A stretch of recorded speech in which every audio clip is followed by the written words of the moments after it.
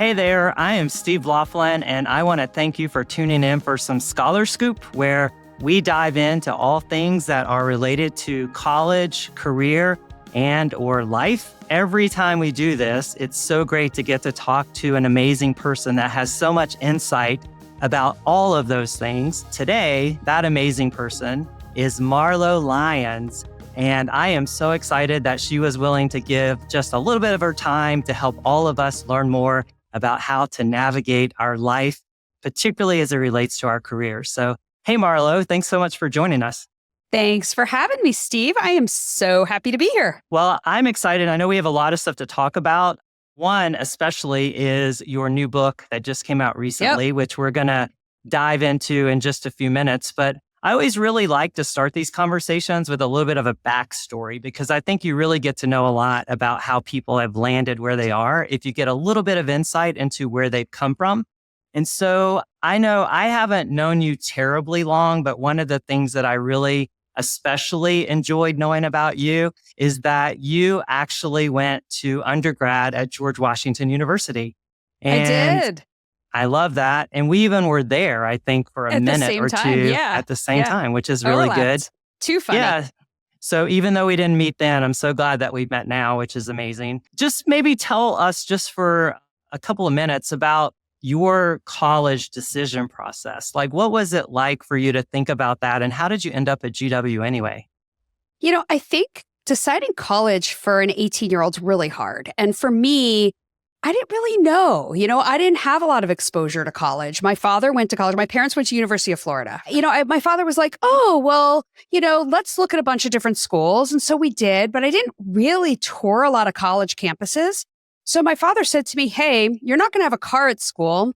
Look at city schools because you're not going to have a car, period. And so I was like, all right. So he said, well, why don't you apply to GW? I'm like, okay. I think a lot of us are very influenced by our parents at that age, right? So I had no idea what to do or where to go.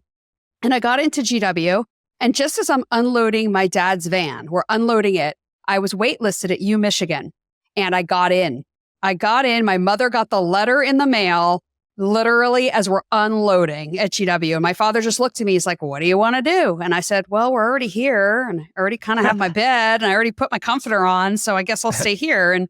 And it was a great experience. I'm very lucky that I went to GW. Same with major. I had no idea what to major in, but political communication was like the big thing back then. You had to apply to get into it. And I applied to get into it and I got in and I thought, great, I'm going to do political communication. But here's the thing, political communication were for people who wanted to work on the Hill or work on political campaigns. And I had no interest in that. So I basically was making decisions based on what my parents thought was best for me. And I think that's what most kids do. But there is another way, right? There are other ways to make those decisions. And so hence the book.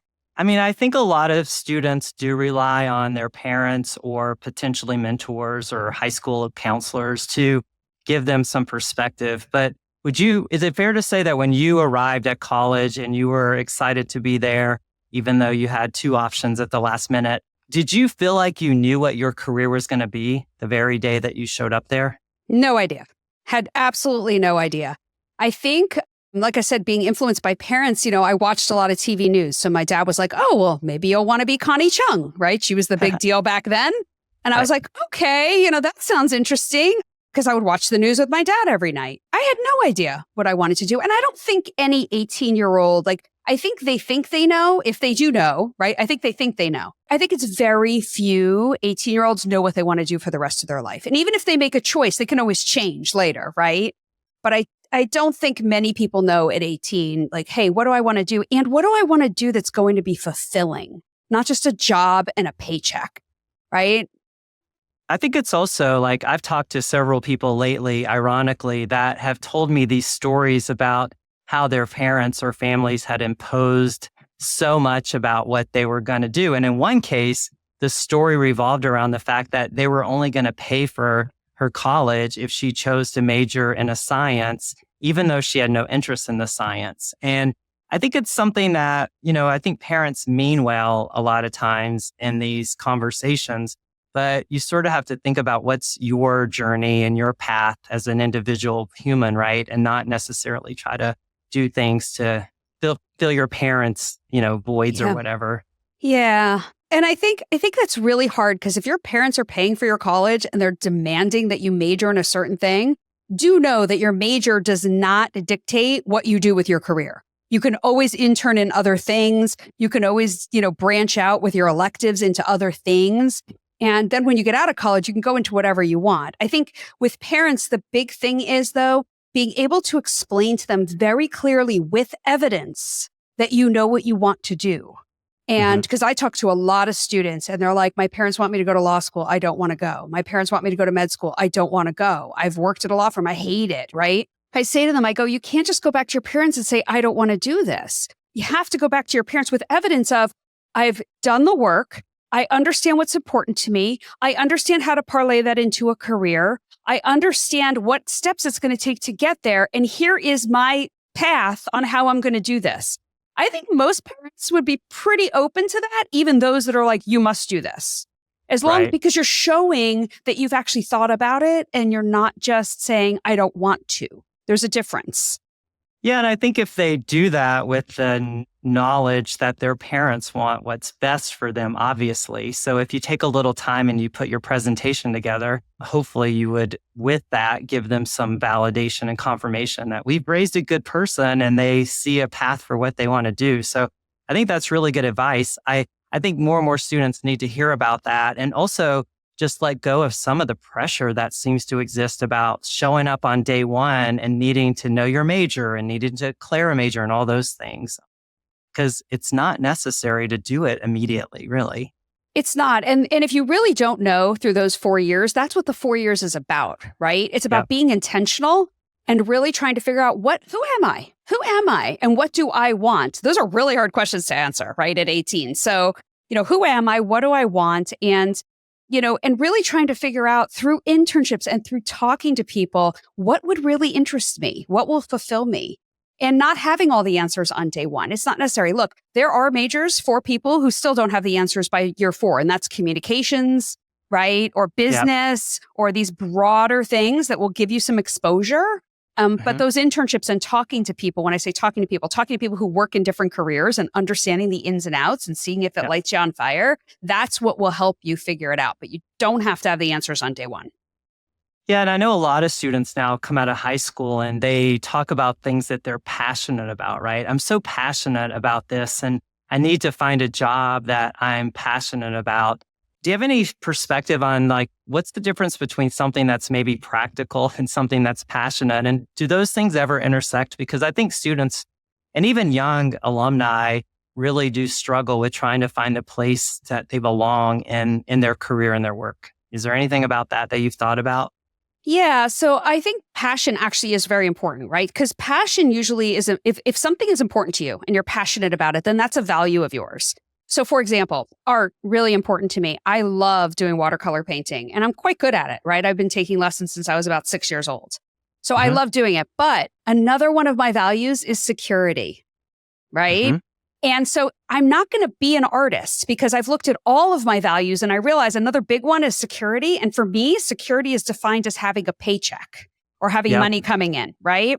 So it's not just, yes, you can have the passion, but then look at that passion in relation to all your other values, right? And that will help you decide, can that passion be a career? Is there something I could do in that career? Now, I could have taken art and maybe gone into graphic design, which by the way is being replaced mostly by AI at this point and will be in the future. I could have gone into maybe art history. That didn't interest me as much. That wasn't a passion of mine. I have a friend who's a curator at the Met. Could have done something like that. No, that didn't really interest me either at the time. So really look at all the careers that would fit within that passion and look at all your other values to say, hey, can I do those? Are those interesting to me? So I think passions are super important and you should not ignore them and say that they are, oh, that's just a passion. I'll do that on the side. Right. You got to actually consider it.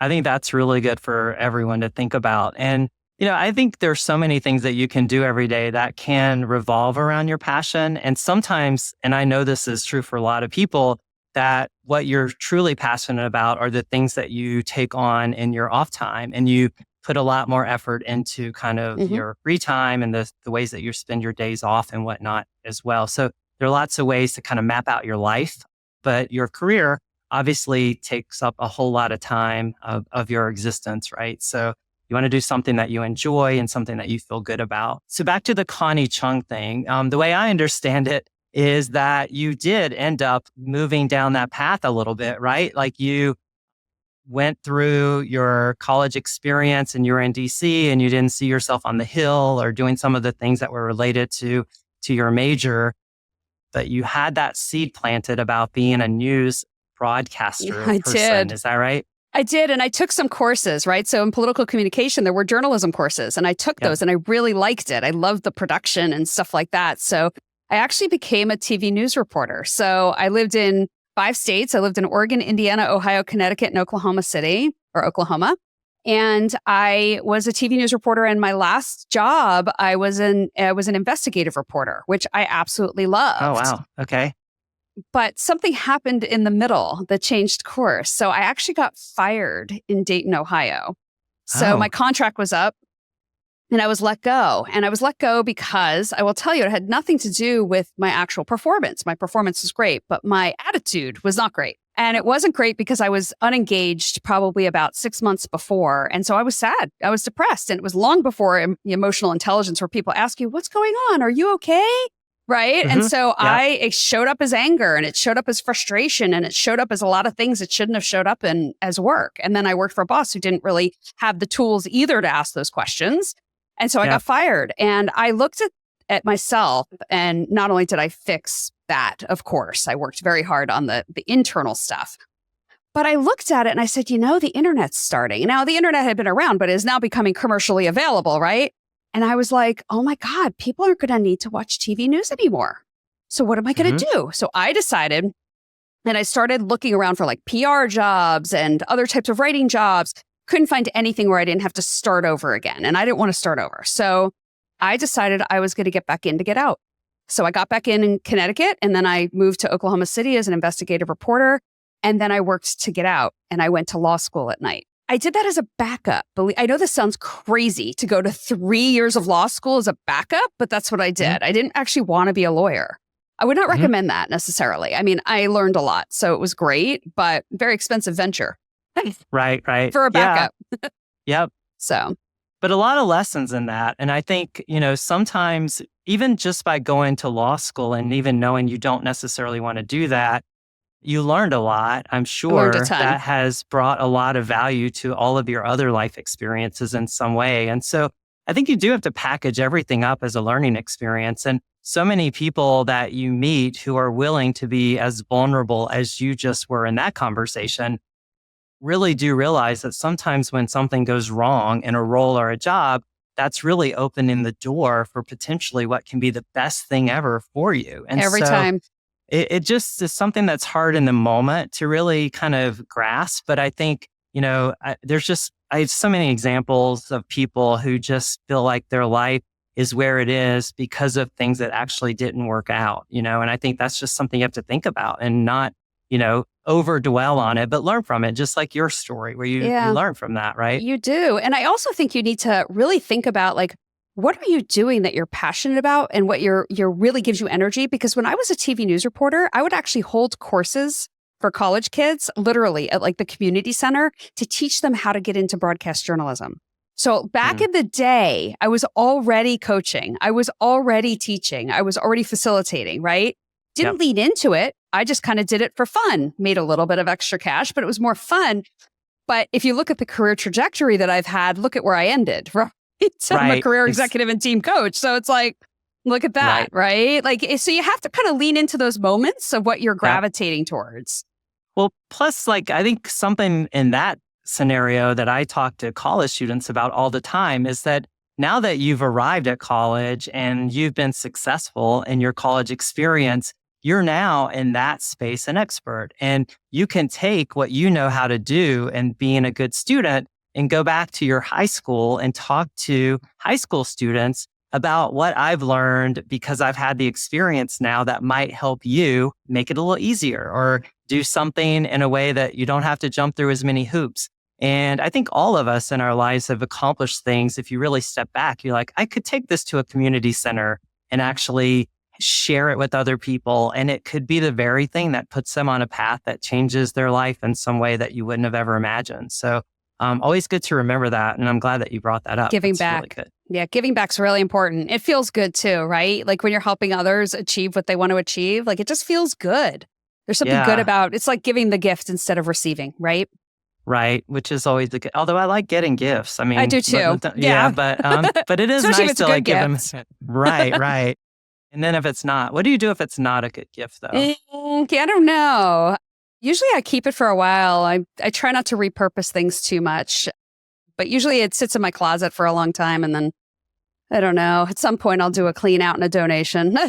You always know when you got to take something for a white elephant gift party and you're like, I know the perfect thing, which is someone else's gift, right? That's the ultimate regifting.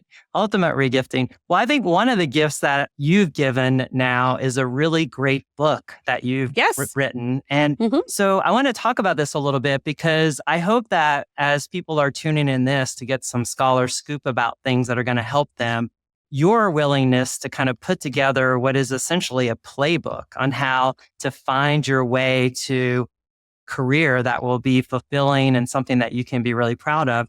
And as far as I can tell, there hasn't really been anything like this that has existed. And you and I have talked about it before. I think there are resources on college campuses for students. I want to talk about that for just a second. But here, I'm just going to hold this up for everyone to see. Yeah, I got one here too. And then we'll definitely put a link for this so that we can encourage everyone to go and check out this book because it really does drill down to all the important things that you should really think about. So what was your motivation for wanting to do this? Like, what were you seeing in the work that you do that you felt like this thing is needed and I'm going to do it? Absolutely. So I wrote a first book. It's called Wanted a New Career. And what I was seeing was 30, 40, 50-year-olds who were just unfulfilled. They had been tapped on the shoulder their whole career. So they entered their career maybe by happenstance, right? They didn't really choose it. Maybe that was their first job. And then they kept getting tapped on the shoulder and getting promoted and making more money and getting a higher title. And they were miserable. And these are VPs and SVPs and EVPs and presidents of companies. And they just hate their career.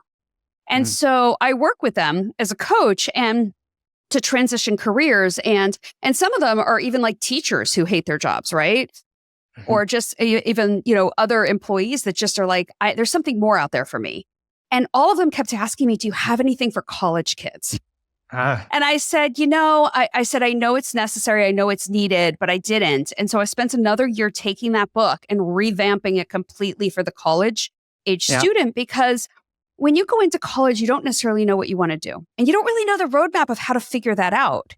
And that's what this book is. But it's not just what you can do, it's what you want to do. And if I ask adults, 30, 40, 50, what do you want? I can tell you they look at me like deer in the headlights. Like they have no idea. Because nobody's ever asked them that question, what do you want? So I can't expect an 18-year-old to figure that out either, right? On their own. So the book is about finding a fulfilling career, not just finding a job and a paycheck.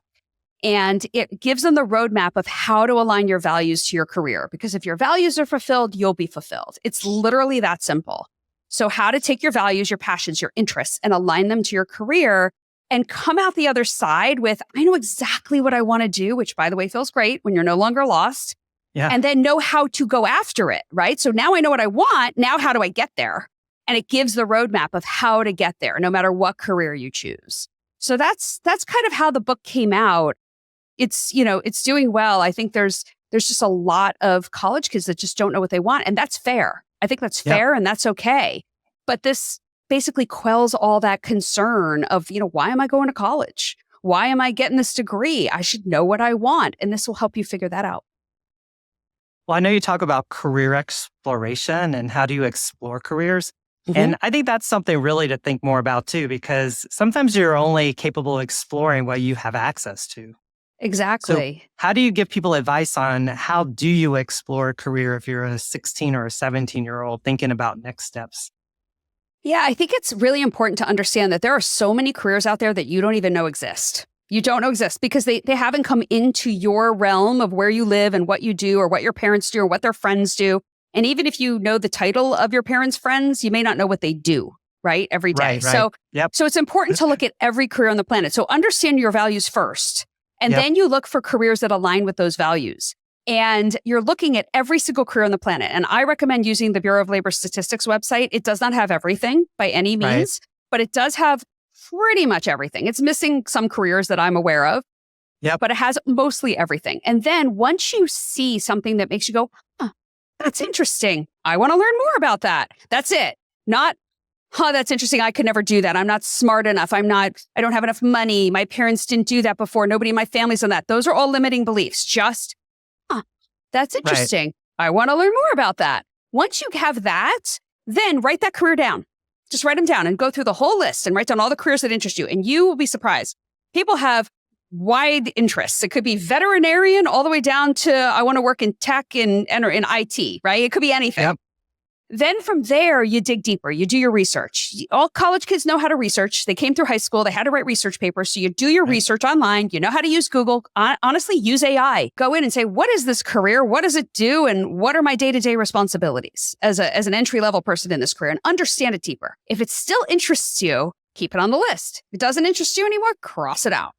Then from there, the most important is to talk to people, because I can promise you being a lawyer on TV is not the same as being a lawyer in reality. I promise you that. And so if you think you want to go into marketing, you got to talk to people in marketing.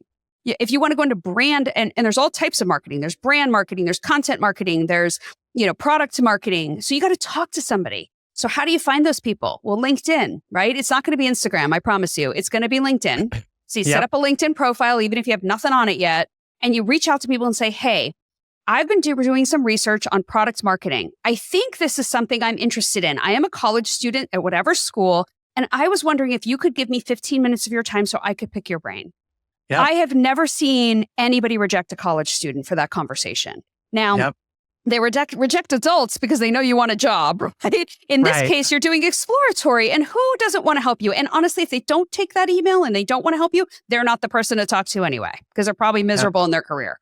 So you find people to talk to. You do random reach outs, or you ask your parents, who do they know? Who do their friends know? Who out there can talk to you about that career?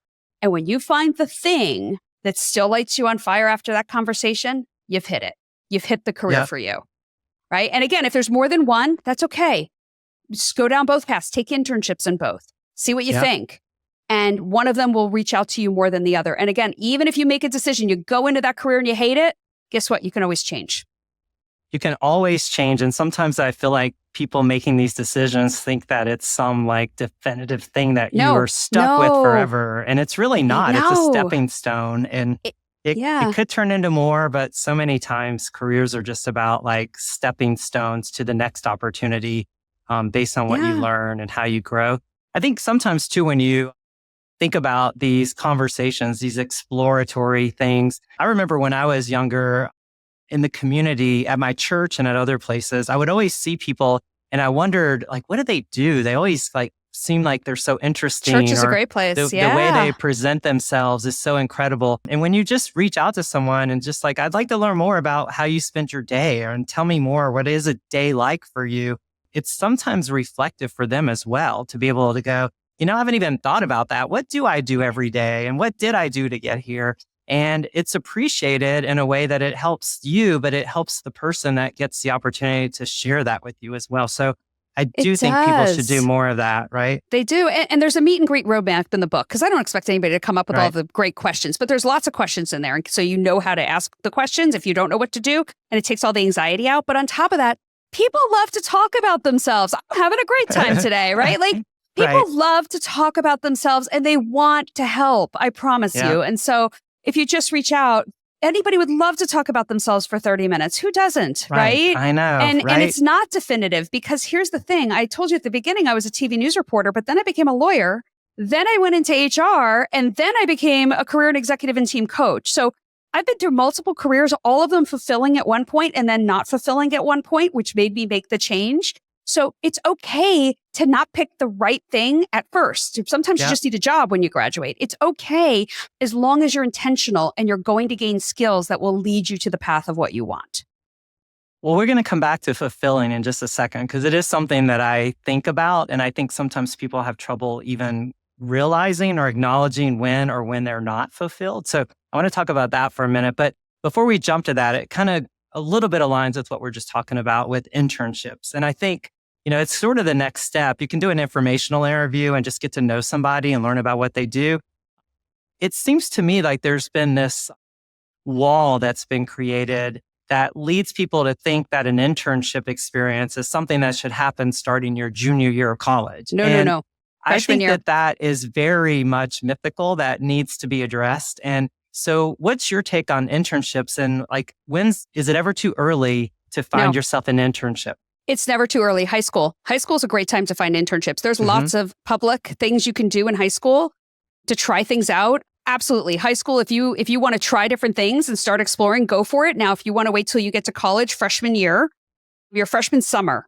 And if you are not, if they want juniors or seniors in their advertisements or whatever, that's fine. You have parents, right? You have parents who have friends. You have parents' friends who have friends. You have synagogues. You have churches. You have, mosques. You have community Boys centers. And girls you clubs, have all kinds community centers. You have nonprofits. You have all sorts of things that you can go and intern at. It does not have to be paid. So it does not matter. It's about the skills that you gain and the experience that you gain working in a working setting in something you want to be doing, being intentional about that, right? So go and get that work experience no matter where it is. And it needs to start freshman year because you need to build that resume. Because here's the kicker. If you get to junior year with no work experience on your resume at all, you will not get the internship in the field that you want because you have no work experience at all. And I've seen this where you get to junior year and they're like, well, wait a minute, I know what I want to do, but nobody wants me because you've never worked. You've never had a job, or you've had a job at Denny's, right, as a server, which is great job, especially if it's paying your way through school, but it's not going to get you the job in product marketing, right? Right. Yeah. So you have to have some work experience that is more than just the job that helped put you into college. And if you are working your way through college, don't get me wrong, if you're working your way through college, kudos to you. Absolutely. But while you're there, if you figure out you want to work in marketing and you're working in the library, ask them, who does the marketing for the school? While I'm working at the library, putting myself through school, can I do some marketing campaigns with you? Can I help you? Because your experience on your resume will be what you've done, volunteer, while you're working at the library. There's ways to get experience that has nothing to do with whether you're paid or whether, you know someone. You can find a way if you reach out and branch out where you already are. I think it's important to, when you do have a role at the library, for example, that you go beyond just putting that you've had a role at the library on your resume. You need to break that down so people can kind of see what you were accomplishing and what you were actually making happen because you had that role. Right. What value did you bring? Yep. And I think sometimes just the resume tells the story. And so the more time and effort you put into elaborating on a few things, it gives the person who's never seen or met or had a conversation with you a lot of insight into you. I will also say, and I talk a good bit to recruiters who are especially wanting to kind of look at high achieving college students to recruit them to companies. And they do tell me that what they like to see along with internships and the skills, it does mean a lot when you say that you've been a server at Denny's or that you've had a couple of jobs, while you were going to school, because they see that as your willingness to kind of do hard work and to put time and effort into something that's important to you. So I know some students I've talked to are like, well, I worked at McDonald's when I was in high school, but I think they may hold that against me. And I'm like, oh, they'll never hold it against you. It just needs to complement all the other things that you're doing, because that won't get you the marketing job like you're saying, but it will show what you're capable of. Well, and especially say you worked at McDonald's, right? And you decide I want to work in customer success.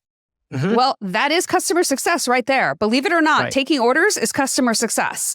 It's how you position it, right? And I always, in the book and also just when I talk to students, it's about creating that forward-looking resume. What job do you want? And what is the 1 or 2% that I did in my jobs that relates to the job that I want?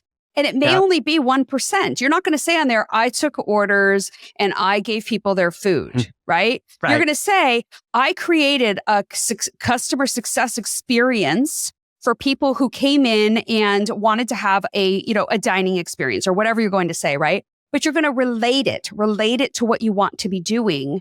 And if you can do that, if you can flip it, not lying, do not lie on your resume, Right. do not. But if you can flip it and look at that 1 or 2% that relates to the career that you want, then that shows that you were able to pull out the skills, capabilities, experience that relates. And it shows that you had grit and you worked. And this goes for college athletes too, Steve, which is really important because college athletes, they don't really have time to intern. They just don't.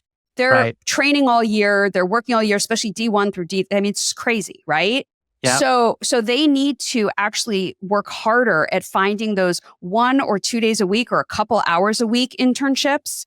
And those can be at those nonprofits or at the religious institution or whatever the case may be, because they can gain the experience for their resume, but it doesn't have to be full time. Internships don't have to be 5 days a week. You can get experience 1 day a week, a couple hours a week, but they have to work a little harder. But being an athlete shows grit, right? Right. Yeah. Shows the grit that you're talking about.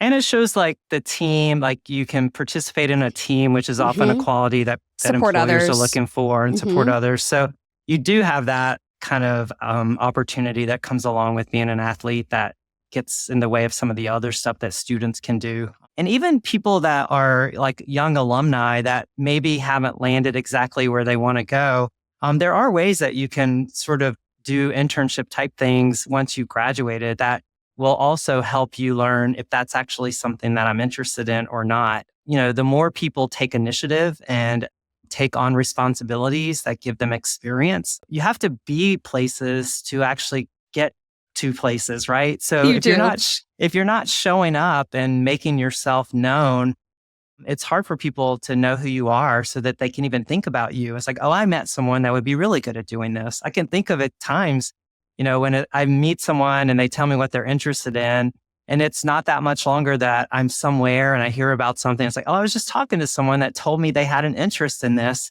And you have to be places and tell people what you're wanting to do and be interested to really have people advocating for you, right? And helping you get where you want to go.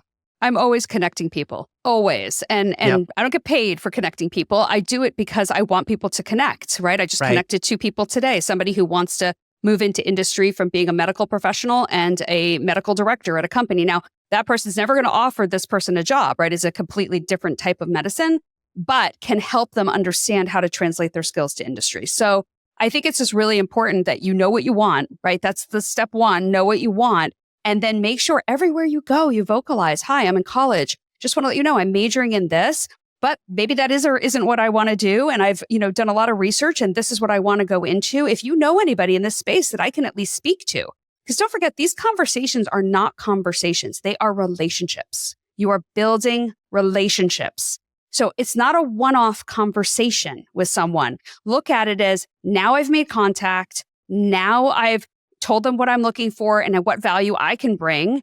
I'm asking them more about the career. Now I'm going to keep in touch with them. I'm going to keep in touch with them because guess what? When I graduate in 3 years, if I keep in touch with them in a right way, like at least twice a year, happy holidays, happy summer, whatever, right? Or I let them know, hey, I just took a great course and I'd love to know how it applies to the real world. Can we jump on a call? Right? Follow up. Not too often, but enough, right? Or, hey, I'm looking for that internship. They now know you. They know you're ambitious. They know you're smart and they know you get it because you're building the relationship, not just that you want something. Right. I think everyone likes to feel like that it's a good relationship that's been developed over time and it's not so transactional. Like it's not, oh, I met you and now because I met you, you should give me a job. You know what I mean? Right. I do know people that take that approach and it's really hard sometimes to get them to see the error of their ways. It's like, do you see what just happened there? Yes. But I think at some point, the more people can just think about being strategic in all of this, which is where, I think your book gives a lot of significant substance, I guess, advice and direction for how to really do that. So I really do want to encourage everyone that we've been talking to pick this up. And I think it would make a really big difference. I know we're winding down and out of time and I don't want to take up too much of your time, but one of the things that I really think a lot about, because I hear this often, is like, how do I know if I'm fulfilled by my job? And how do I really know if it's what I want to be doing for very much longer for the rest of my life? And I don't know about you, but like, I have parents that when they were in a role, that was it. They were going to do it for life. And I don't think fulfilling was ever in the equation for how they It was not. discerned. But I know you even mentioned that, on the cover of your book, right? Your Right. whole thing is the definitive playbook for landing your first job in a fulfilling career. But you did say that your first job may not be the fulfillingness aspect of it. But how do you know what is fulfilling? What's your definition of that? So what I say to people is there's content, there's satisfied, there's fulfilling, right? Content is like, everything's going well in my life. I'm okay. Everything's good, right? Satisfied is, that feels good. That's nice. It's almost like buying a purse. Oh, I really love it for a minute, right? Right. Fulfilling is long lasting, right? It's much longer than those. And there's something about fulfilling that gives you this ultimate peace. It's this peace and glorious happiness. I can't, it's almost like it's more of a feeling than it is a thing. So when I wake up every morning, do I have work to do? Yes. Do I have things going on? Yes. But am I stressed? No. Am I on a treadmill? No. Do I feel, I don't want to work on that? No. Because I align all of my work to my values, right? Which means if values are fulfilled, I'll be fulfilled. So let me give you an example. So when I had a friend reach out to me and say, hey, you want to grab a meal? Sure. And I said, sure, let's grab breakfast. So we put it down on the calendar and I instantly felt something in my body. And I was like, what's going on with this? I really want to see this friend. What's happening? And the next day, it still bothered me. And I was like, what is going on? And I thought about it. I'm like, you know something? I was too busy trying to figure out how am I going to get my workout in? How am I going to go through my morning routine? Because if I'm going to have breakfast, that kind of ruins my whole morning routine, which is get up early, work out, get my kids off to school. And then I like to sit in the infrared spa for a half hour and read a book, just a plain old nothing learning book. It's just fun fiction, right? And then I like to shower. And then I like to sit down and start my writing for HBR or whatever I'm doing, coaching, whatnot. So it was going to ruin my whole morning routine. And I realized that. And there's a reason why I don't take meetings generally before 11, because I like my morning routine. It sets me up for the whole day. And it was bothering me. It wasn't like in my head all day, but I could feel it. It was bothering me. So I emailed the friend and I said, hey, I'm so sorry. Any chance we could move it to lunch? And he said, absolutely. So we moved it to lunch. Same place, right? Breakfast place for lunch, right? Instantly, I was better. Instantly. Boom, right? That's what fulfilling is. Aligning everything to your values and what's important to you. Because instantly I felt at peace again. There was nothing swirling in my brain. There was nothing tension. There was nothing going on. So fulfilling is this long-lasting, almost glorious feeling that most people do not have because they don't know how to find it. And they don't know how to look at their values and look inside, which is the hardest thing you'll ever do. Look inside. Don't look out. Don't look for external validation or external things. Look inside and you will find it and you will feel it. And once you feel it, and I had never felt it, I know all my life I was content, satisfied, happy. But when I went out on my own in coaching, I felt it. And I was like, oh my God, I found it. It's there. And it's so different than anything else. I promise you, when you find it, you'll know. Yep. Yeah. Because it is very different than content, satisfied, or being on that treadmill. If you read the book, you'll be able to find that fulfilling career because I lead you down that road. It's not just about a job and a paycheck. And that's not what Gen Z wants. And it's not what anybody should want, quite frankly. I just think Gen Z is smarter than the rest of us. They figured it out. Right? Yeah. Well, and I think the the story of this ScholarScoop conversation is that because of your fulfillment and the fact that you found your place in a fulfilling arena, now so many other people are getting to benefit from the fact that you are fulfilled. So I really appreciate you taking some time to talk with us today and to give us some really good insight on how to navigate a career and finding a fulfilling career, whether you are in high school or college or even on your way out and into the real world. There's just so many things that you can keep doing to keep finding that place that's going to be right for you. So thank you for being a part of this conversation, and congratulations on the book. And we'll do everything that we can to get everyone we can to read it, because I think it's a great resource. Thanks so much, Steve. It's been a pleasure being here. I love chatting with you. You ask great questions. So thank you so much for having me.